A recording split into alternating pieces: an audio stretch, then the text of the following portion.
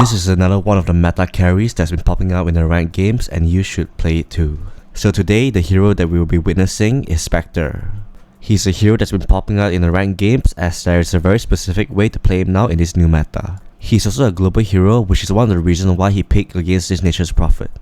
And today we're gonna watch and learn on how Ame plays this Spectre in his ranked games. So first up, his starting item seems normal. As you can see that he plans to go for the magic wand build. This is a pretty common item, as he usually go for magic wand into power threats into one of the core items. And you can see how much fun everyone is having just by spamming the double down and the Wikipedia introduction page. And maybe a little bit of cloud. And so for his landing phase, he's going against a Pudge and the nature's prophet. Immediately you can see the clock was going band for band against the Pudge, so it's a 1v1 between the Spectre and the nature's prophet. And for his clockwork support itself, he's basically the strongest level 1 hero if he can walk on the enemy with his battery assault. And so the first aggressive attempt in this lane basically comes from the Spectre, as he is baiting the NP to buy time for his clockwork to run him down.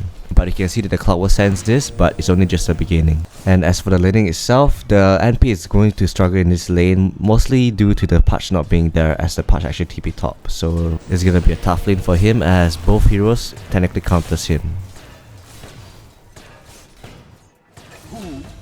But here comes the fun part. 7 minutes in, he actually bought his Talisman of Evasion as he wants to go for Radiance. And he has a Horn as well as he hits level 6. And with your ultimate off cooldown, that's why you want to look at your map constantly, as you can see that Ame wants to make plays with it. And after the Q, he actually missed his Horn back, so he has to use a TP to go back to his lane.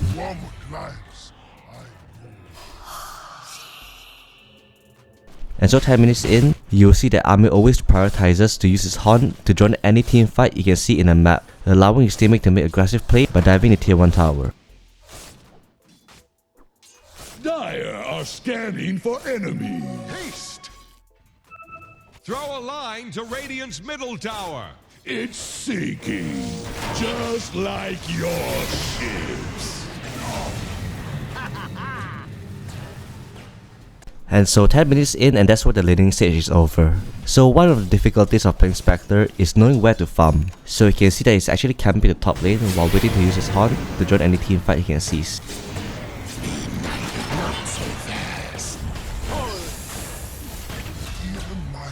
Dire's middle tower is drowning. Dire structures are fortified. And after he secured the mid laner Q, he actually walks back to the top lane to farm the lane again. And the reason for this is the bottom lane has become a dead lane, so the top lane is actually much more easier to farm for him. And so over here, if you look at the map, his teammate is actually pushing the bottom lane, which means that the enemy know that he's not sticking with his teammate, as he's a Spectre as well. And so while the Dire seems to be missing, a very suspicious Jakiro starts to walk up the high ground of the triangle.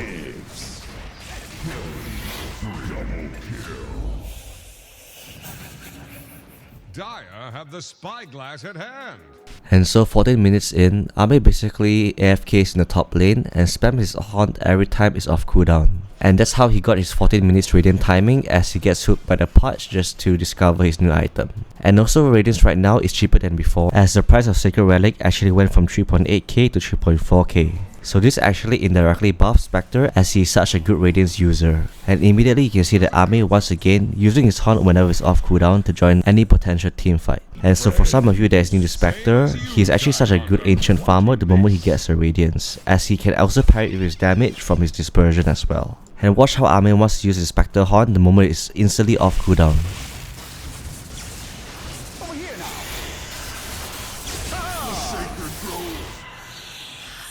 And after he got a kill, is right back to ancient farming again together with his Radiance. And so once again, we can see that Ame's game plan after he gets a Radiance is basically just to keep farming the ancient camp and join any team fight he can seize. You can see that he can easily stack his own camp together with his burn, and even join other team fights across the map just to go back to farming again. And so this is also one of the reasons why he's top net worth, as he's actually not farming but also constantly fighting as well. And so 20 minutes in, he actually completed his Manta and is taking Roshan, while his teammate is actually fighting bottom, 2 of them. Unfortunately, the Storm actually died as he got CC'd by the Ice Path and many more. But now the question is, should he fight with the Aegis even when his mid laner is dead? Come take a look. And don't forget to like and subscribe right now, cause this is going to be a long fight. So take note of his aggression and decision making. It's sinking, just like your ships. Monster kill!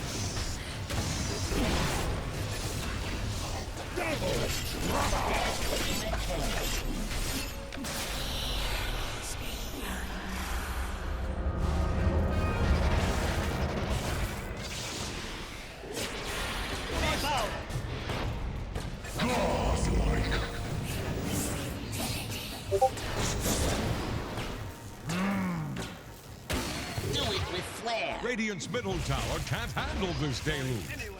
Oh, let your hook this time. Hook's got them on their own.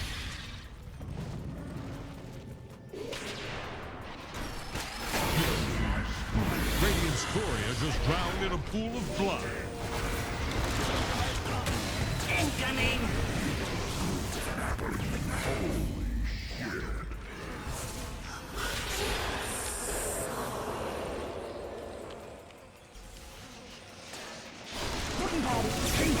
Dire's middle tower is under attack. And it's off! Nature's prophet is just plain zip. Dire's middle tower is under attack. Dire's middle tower just got knocked down. And so at first glance it seems pretty interesting that he actually dived into the tier 3 tower, but it actually makes sense as his Haunt is almost off cooldown and the clock mode has hook as well. And also another thing that I want to point out is that Army chose Bullwhip as his tier 2 neutral item. The item actually pairs Spectre very well as he can put a double slow on his enemy together with his Spectre dagger. And interestingly enough, when it seems that all hope is lost and his Haunt and Manta is on cooldown, the Storm actually came by to clutch the fight. And so now without Aegis, he actually went back farming to the triangle and that his teammate gets the first touch on the enemies. And that means all he needs is just vision from his teammates and he can just hunt in and get a kill and maybe get an objective or two. And so right now the general item for Spectre is Radiant's Manta into Orchid. And you can see why as Ame shows us how strong it is.